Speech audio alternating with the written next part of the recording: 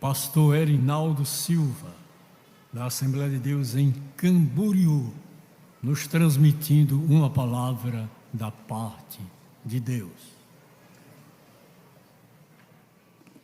Meus irmãos, o Pai do Senhor, abra sua Bíblia no primeiro livro das Crônicas, capítulo 15, apenas o versículo 1. Depois você vai abrir em Atos, capítulo 15, versículo 16. Nós vamos fazer uma junção de 2 versículos da Bíblia, porque eu tenho uma mensagem de Deus para você aqui nessa noite. Por que é que eu estou dizendo que tem uma mensagem de Deus? Porque a mensagem é da Bíblia e você está aqui por causa da palavra do nosso Deus.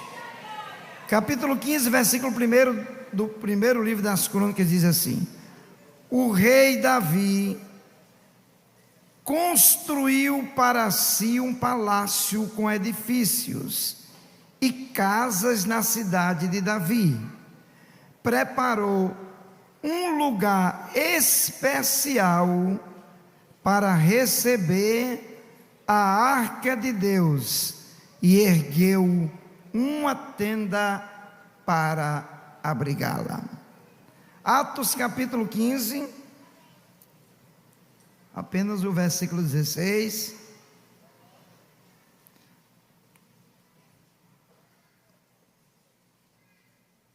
Aleluia.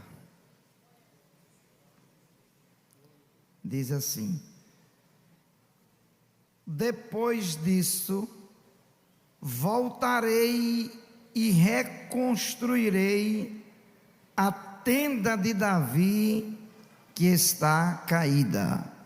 Reedificarei as suas ruínas e tornarei a levantá-la. E você diz amém. Meus irmãos, eu quero externar minha gratidão a Deus por estar mais uma vez aqui nessa casa, nesse lugar maravilhoso. Estendo a minha gratidão ao pastor da igreja, pastor José Carlos. Muito obrigado, pastor José Carlos, por nos receber. Pastor Álvaro e toda a equipe de pastores, que tem sido uma bênção na minha vida.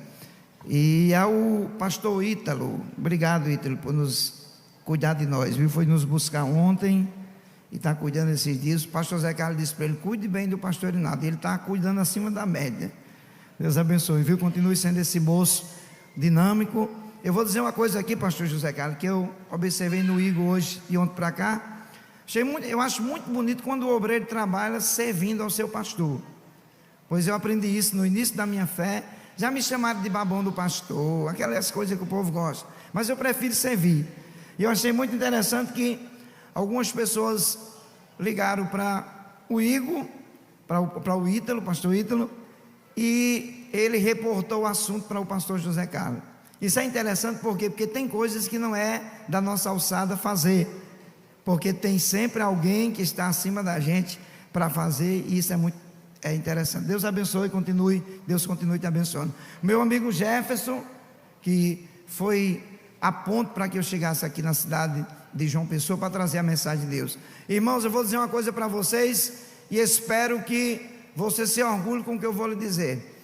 Eu tenho mais ou menos nas minhas redes sociais, uns 70 mil seguidores.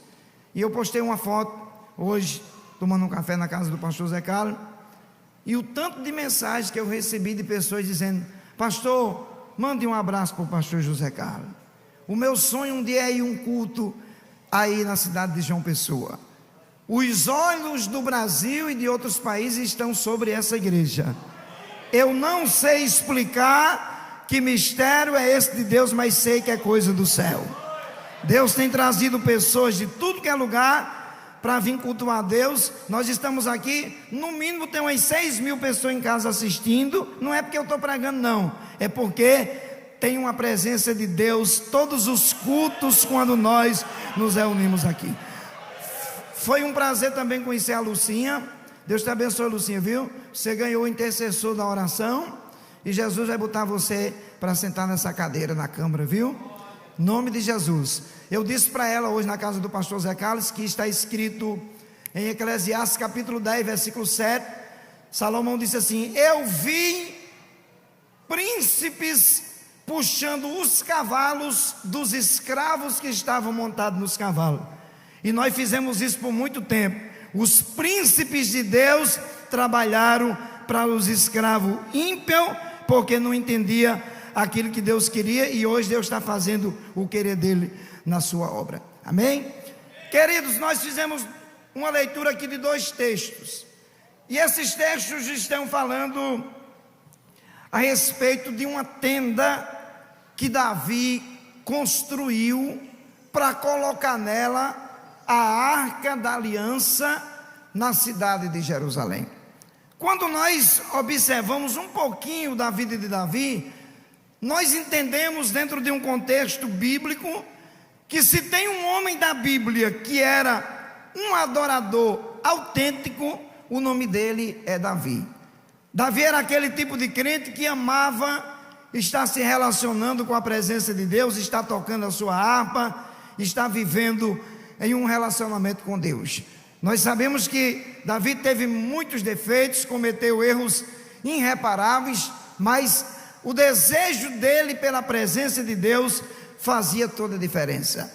Davi assume oficialmente o cargo de rei de Israel, e a chamada de Deus para a vida de Davi é interessante, porque Davi é ungido 4 vezes rei da nação de Israel, e essa unção, a primeira unção de Davi sobre a vida dele, de Deus sobre a vida de Davi, lhe causou um preço de pelo menos 14 anos de perseguições. Porém, esta mesma unção que atraiu inimigos e perseguições, essa mesma unção fez com que acontecesse 3 coisas extraordinárias na vida de Davi. Primeiro, Davi chegou aonde ele não chegaria com as suas habilidades e condições próprias. Segundo, Davi conquistou o que ele jamais conquistaria com as suas habilidades e com a sua intelectualidade. E em terceiro lugar, Davi se tornou o homem que jamais ele se tornaria se não fosse a unção do Deus Todo-Poderoso. A unção de Deus fez Davi ser o que ele nunca seria, ter o que ele nunca teria e chegar aonde ele nunca chegaria. E eu quero aproveitar e dizer para você que essa mesma unção está sobre você. Você não está vivendo o tempo do rei, mas você está vivendo um tempo que esta mesma unção pode proporcionar uma diferença muito grande na sua vida, no seu ministério, na sua casa e no seu chamado. Primeira unção de Davi está no Salmo 89, verso 20. Um salmista chamado Etan, ele disse assim: que Deus achou Davi e com o seu santo óleo ungiu. Eu digo que essa primeira unção, nós chamamos ela de unção divina. Por quê? Porque não tinha plateia. Foi Deus quem ungiu a Davi. E quando Deus faz essa unção sobre Davi, as pessoas não ficam sabendo, a família não ficou sabendo, os irmãos dele não ficaram sabendo, os amigos não ficaram sabendo, porque tem coisa que Deus faz e não se manifesta na hora. Chega a hora certa de se revelar. Lembra de Jeremias? Deus disse assim: antes de você nascer, eu já tinha constituído você para ser profeta. Eu tenho certeza que há pessoas nesse culto, aqui nessa tribuna, escutando a gente em casa, que Deus tem algo para fazer com você e ainda não foi manifesta. Calma, espere o tempo, porque no tempo de Deus tudo vai acontecer. Quem está esperando o tempo de Deus aí acontecer? A segunda unção de Davi, a igreja conhece demais porque está em 1 Samuel 16, 13. Deus é tão estrategista para fazer a vontade dele, que quando Deus manda o profeta Samuel ir à casa de Jessé ungir um dos seus filhos, Deus disse a Samuel: enche o seu vaso de azeite, venha e eu enviarei você à casa de Jessé, e você vai ungir um dos filhos de Jessé, que eu já escolhi um dos filhos de Jessé para ser rei. Na mesma hora, Samuel teve uma reação bem complicada. Ele disse: Deus, e se Saul ficar sabendo que eu vou ungir um rei para ser o seu substituto, ele vai mandar me matar e vai mandar matar o novo rei. Deus é estrategista. Deus não trabalha com mentira nem com esquema, mas Deus trabalha com estratégia. Deus disse: Samuel, eu já tenho a solução para o problema. Deus sempre tem a solução. Deus disse: diga lá na região de Belém, na cidade onde Jessé mora, que você veio sacrificar ao Senhor. Não precisa dizer para ninguém que você vai ungir um dos filhos de Jessé, porque vai ser só para a família de Jessé ficar sabendo. Por enquanto é segredo familiar. E é interessante, pastor José Carlos, que os irmãos de Davi tinham muito ódio dele, e eles não tiveram coragem de entregar ele a Saul. Sabe por quê? Porque eles também seriam exterminados. Saul, com toda maldade, exterminaria com certeza toda a casa de Jessé. A segunda unção eu chamo de unção doméstica ou familiar, porque a família ficou sabendo, porque ainda não era tempo de se manifestar. A terceira unção de Davi está em 2 Samuel capítulo 2, versículo 4. A Bíblia diz que os homens de Judá ungiram a Davi, e ele reinou aproximadamente 7 anos e meio em Hebrom. E esta unção de Davi nós chamamos de unção regional, porque foi uma unção que proporcionou a Davi a oportunidade de reinar só na região sul de Israel. A quarta unção de Davi está em 2 Samuel capítulo 5, versículo 3. 12 anciãos de Israel, representando as 12 tribos de Israel, chegaram para Davi e disseram: Davi, nós queremos lhe ungir para que você seja rei de todas as tribos de Israel, porque nós reconhecemos que Deus lhe colocou para ser substituto no lugar de Saul. Foram 14 anos de espera, mas chegou o momento de celebrar na terra. Eu nunca vi um crente que resolve esperar para Deus decepcionar ele. Eu vim pregar nessa noite para pessoas que estão esperando o momento de Deus, e eu vou dizer para você que vai chegar com excelência.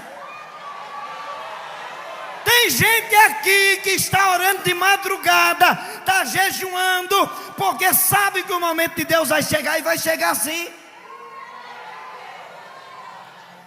Depois que Davi está reinando, a quarta unção, que eu chamo de unção nacional, ele agora começa a colocar em ordem algumas coisas. E o texto diz em 1 Crônicas 16 que ele constrói um palácio real, constrói casas, mas o texto diz que ele constrói um lugar especial. Todas as vezes que você ouvir essa palavra especial, está falando de algo acima da média, algo com valor acima do esperado. Davi fez uma tenda e ele disse: esta tenda, eu vou colocar nela a arca da aliança do Senhor, porque a arca da aliança, sobre a tampa da arca, chamada propiciatório, se manifesta a presença de Deus.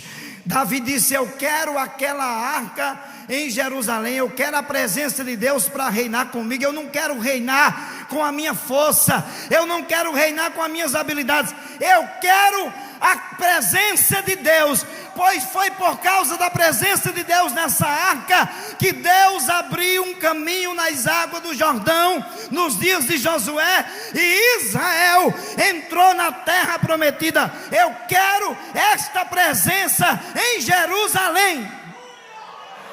Se você gosta da presença de Deus e ela está na sua casa, se ela está na sua empresa, se ela está no seu carro, meu irmão, você está bem acompanhado. E Davi prepara-se para ir buscar a arca da aliança, que está na casa de um homem chamado Abinadab, por um período de 20 anos. A Bíblia diz aqui em 1 Samuel capítulo 6, que Davi reuniu 30 mil homens para ir de Jerusalém para um lugar chamado Baalar de Judá, aonde Abinadab residia. E ele pegou esses 30 mil homens e disse para eles: nós vamos fazer uma festa muito grande, fazendo o translado da arca da aliança da casa de Abinadab até aqui em Jerusalém. Os 30 mil homens vão com Davi. Davi manda fabricar um carro novo. E os versículos a seguir, de 1 Samuel 6, diz que Davi deu uma lista dos instrumentos que poderiam tocar no culto da casa de Abinadab para Jerusalém. Davi deu ordem sobre aquilo que precisava ser feito no culto. E eles vão para Baalá de Judá. 30 mil homens, a festa ia ser grande. Só que quando eles chegam na casa de Abinadab, que colocam a arca da aliança num carro novo, e os filhos de Abinadab, Uzá e Aio, vêm ajudando no translado da arca. A Bíblia diz que aquele carro balança e Uzá toca na arca da aliança, e ele não podia tocar. Vou explicar uma coisa para vocês, porque Uzá não podia tocar na arca da aliança. Esse moço chamado Uzá, ele descendia de uma das tribos dos filhos de Levi, chamado Merari. Levi, filho de Jacó, teve 3 filhos. Ele colocou o nome de Gerso, Coate e Merari. Eles são chamados de Gersonitas, Meraritas e Coatitas. Deus pega a família de Levi e Deus institui para que os filhos de Levi fizessem o serviço no tabernáculo. Deus distribuiu tarefas. Eles não podiam fazer o mesmo serviço sozinho. Cada um deveria fazer o que estava determinado. Exemplo, só quem podia tocar na arca da aliança e levar nos ombros eram os coatitas. No capítulo 4 de Números, Deus disse para Moisés: só os coatitas podem transportar a arca da aliança com a minha presença, porque eu os escolhi para isso. Tem tarefa que Deus deu para você, faça, mas o que Deus não lhe deu, não faça, que vai atrapalhar a obra de Deus. Se alegre com o que Deus deu para você fazer. Uzá morre no translado da arca. Aquele culto que era um culto feliz se tornou um culto fúnebre. Uma tristeza tomou conta de Davi e dos 30 mil homens. Levaram a arca para a casa de um homem que nem judeu era, chamado Obed-edom. Davi volta para casa frustrado, decepcionado, pensando a viagem inteira de volta para Jerusalém. Porque é que ele não conseguiu trazer a arca da aliança do Senhor? Davi ficou perturbado durante alguns dias, e alguém chegou para Davi e disse: Davi, Deus tem abençoado de forma extraordinária a Obed-edom por causa da arca da aliança que está lá. Davi se preocupou e disse: Deus, aonde é que eu errei? Primeiro passo de quem reconhece a soberania de Deus: reconhecer quando erra. A Bíblia diz em Provérbios 28:13 que quem encobre as suas transgressões nunca prosperará, mas quem confessa e deixa alcança do céu misericórdia.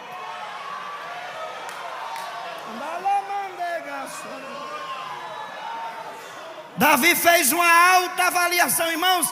A coisa melhor que tem é quando você avalia você mesmo. Quando nós olhamos para nós e fazemos certas avaliações e dizemos: eu preciso melhorar aqui, eu preciso melhorar aqui. Não estou lendo mais Bíblia, eu preciso ler Bíblia. Não estou mais jejuando, preciso jejuar. Não estou mais orando, eu preciso orar. Deus, eu estou gastando mais tempo na rede social do que na Bíblia. Oh, coisa boa é quando a gente reconhece isso.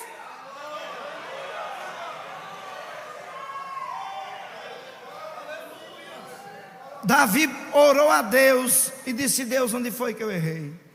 Deus disse: eu vou lhe mostrar 2 erros que você cometeu, gravíssimo, mas ainda dá tempo de consertar. Deus disse: o primeiro erro seu, Davi, foi que quando você deu a lista dos instrumentos que poderiam ser tocados lá de Baalá de Judá para Jerusalém, no primeiro translado da arca, você tirou 2 instrumentos que eu instituí nos cultos. Você tirou a buzina e a trombeta. No capítulo 10, versículo 9 de Números, você pode conferir. O texto diz que Deus tinha dado uma ordem dizendo: todas as vezes que Israel sair para pelejar ou para celebrar, toquem as trombetas e buzinas, porque eu vou ouvir no céu e eu vou descer para livrá-los. Davi estava querendo ensinar Deus a trabalhar e ninguém consegue, irmão. Não são técnicas humanas, não é jogo de luz que vai atrair a presença de Deus para a igreja, não é aquilo que nós pensamos que atrai. Quem atrai a presença de Deus é a palavra, é a santidade e a obediência a Ele.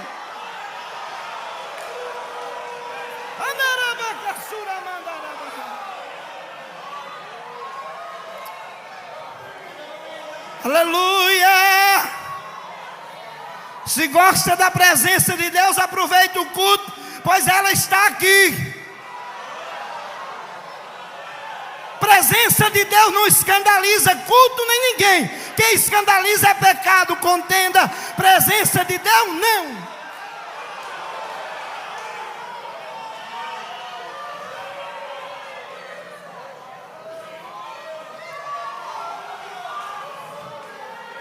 Deus disse: Davi, está preparado para consertar? Estou, Deus. Agora nós vamos botar buzina. Agora nós vamos botar no culto trombeta. Pastor, está escrito no 1 Samuel 6. Depois você lê o texto. Deus disse: Davi, tem outra coisa que você fez sem minha ordem. Você pegou um direito que era dos coatitas, que era levar, transportar a arca da aliança no ombro. Pois eu escolhi eles para isso. Você mandou fazer um carro novo. Davi disse: vou consertar também, Deus. Ainda dá tempo de consertar. Ainda tem tempo para você consertar. Ainda dá tempo para você deixar o jogo do tigrinho. Ainda dá tempo de deixar a pornografia. Ainda dá tempo de deixar de criar rodinhas de contenda e falar da vida alheia. Ei, a sua boca é boca ungida para falar do Evangelho de Jesus.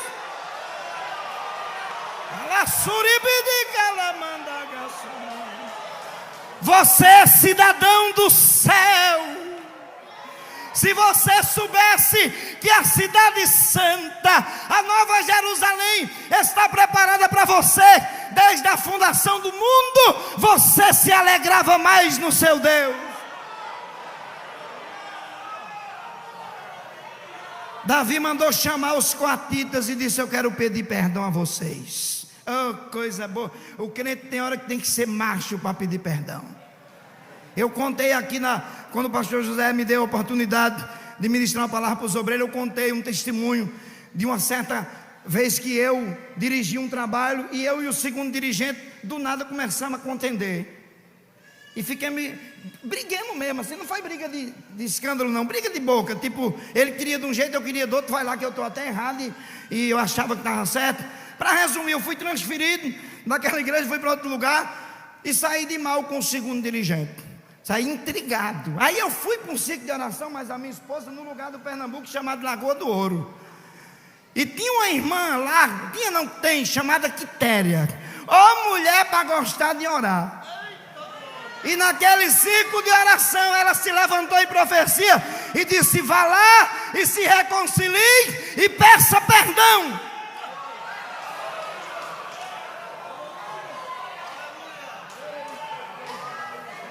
Minha esposa olhou logo para mim, que ela sabia que era verdade.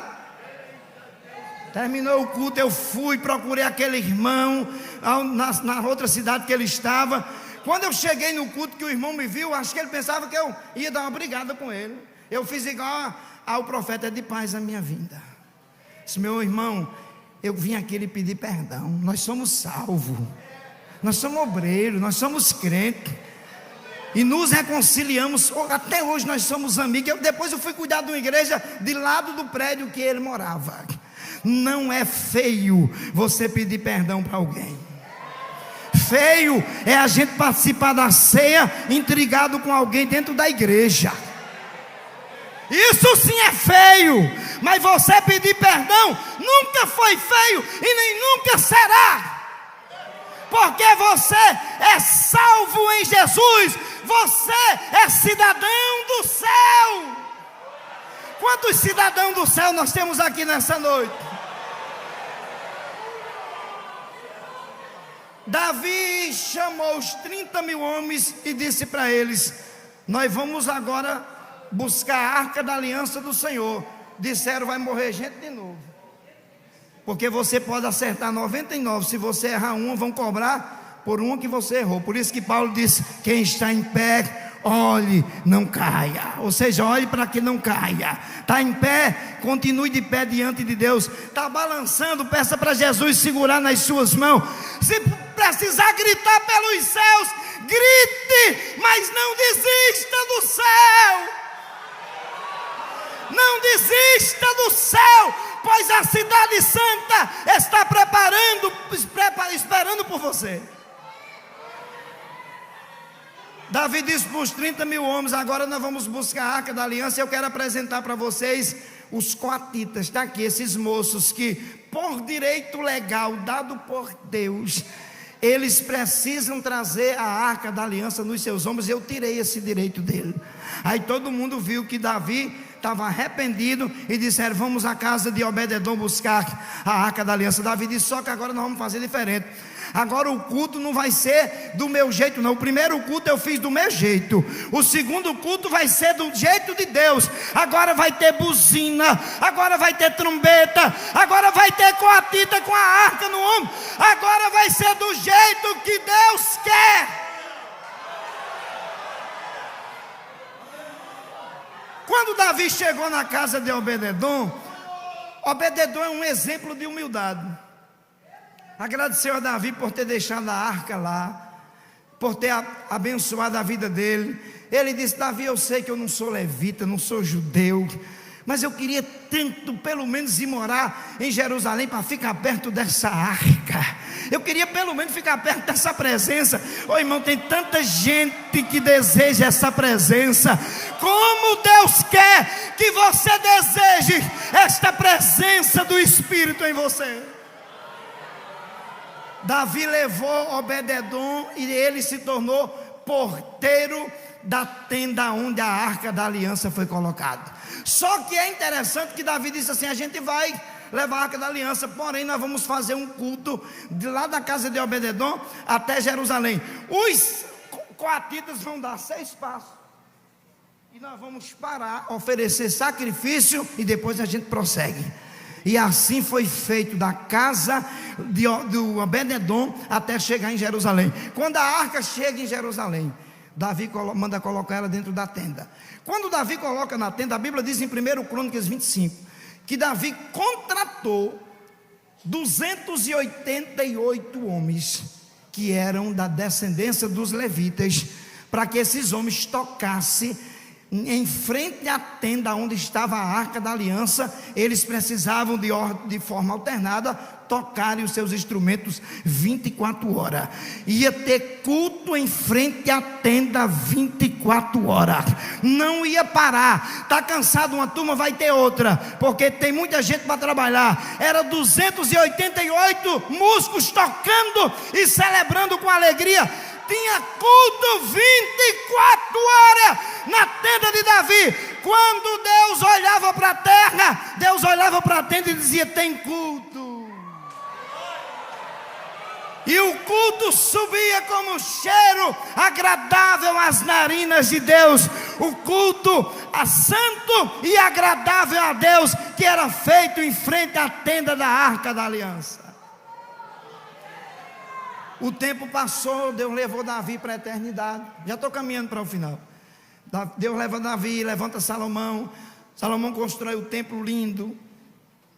Salomão não estava fazendo nada de errado, está dentro do cronograma de Deus. Ele pega a arca da aliança, coloca no lugar, dentro do templo, no Santo dos Santos. Está tudo dentro da maior normalidade. O tempo passou, depois Deus leva Salomão E a vida prossegue. No ano 750, Deus levanta um profeta chamado Amós. E Amós disse assim para Israel: Deus está com saudade da tenda de Davi. Pastor José Carlos, quando eu li isso aqui, eu me assentei e comecei a pensar: Deus, por que o Senhor não sentiu saudade da tenda de Moisés? Que eu até preguei outra vez que estive aqui. Se a tenda de Moisés, o Senhor falava face a face com Moisés, por que o Senhor não sentiu saudade da tenda de Moisés? Por que o Senhor não sentiu saudade da tenda de Abraão, que o Senhor chamou Abraão de seu amigo? Por que o Senhor não sentiu saudade da tenda de Isaac, que era uma representatividade do próprio Cristo? Por que o Senhor não sentiu saudade de tendas de homens também que eram fiéis? Por que o Senhor vai sentir saudade da tenda de um homem que cometeu homicídio, que cometeu adultério? Por que o Senhor não sentiu saudade de outra tenda? Aí eu descobri, segundo a Bíblia, que Deus sentiu saudade da tenda de Davi porque tinha culto. Na tenda de Davi tinha culto 24 horas. Na tenda de Moisés não tinha culto. Na tenda de Moisés as pessoas iam para pedir, para resolver problema, para perturbar Moisés, porque eram problemas para ser resolvidos. Mas na tenda de Davi ninguém ia pedir, ninguém ia confessar pecado, ninguém ia oferecer sacrifício. Quem ia na tenda já sabia que ia para adorar, já sabia que ia para celebrar ao Deus de Davi. Lá tinha culto 24 horas em frente à tenda de Davi. É por isso que Deus disse: eu estou com saudade da tenda de Davi.